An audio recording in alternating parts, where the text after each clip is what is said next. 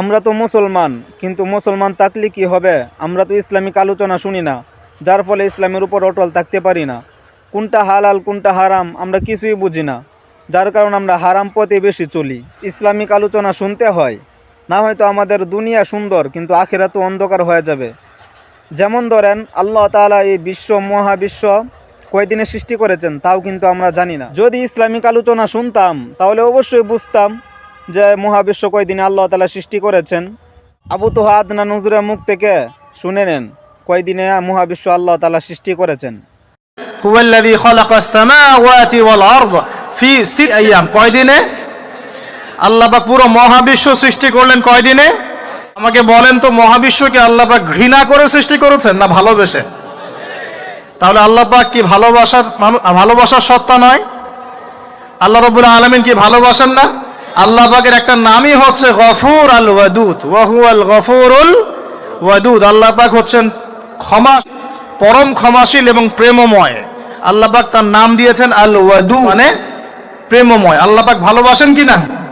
তাহলে এই পুরো মহাবিশ্ব সৃষ্টি করে আল্লাহ পাক কি মহাবিশ্বের মধ্যে ভালোবাসিয়ে দেন নাই? আল্লাহ রাব্বুল আলামিন 6 দিনে মহাবিশ্ব সৃষ্টি করে মহাবিশ্ব সব জায়গায় যার যার কাজ তাকে বুঝিয়ে দিলেন।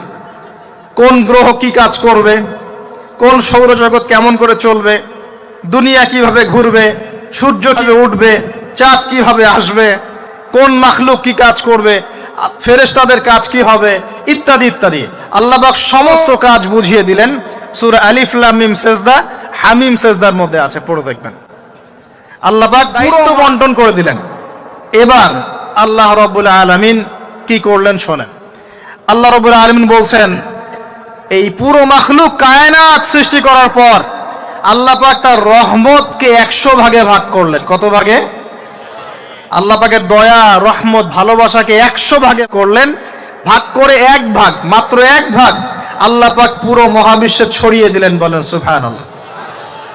বাকি 99 ভাগ রহমত আল্লাহ পাক তার কাছে রাখলেন। এই এক ভাগ ভালোবাসার কারণেই এই যে সন্তান কান্না করলে মায়ের বুক ফেটে যায়, সন্তান অসুস্থ হলে বাবার বুক ফেটে যায়, যেই বাবা সহজে চোখের পানি কাউকে দেখায় না, সেই বাবা যায় নামাজে দাঁড়িয়ে।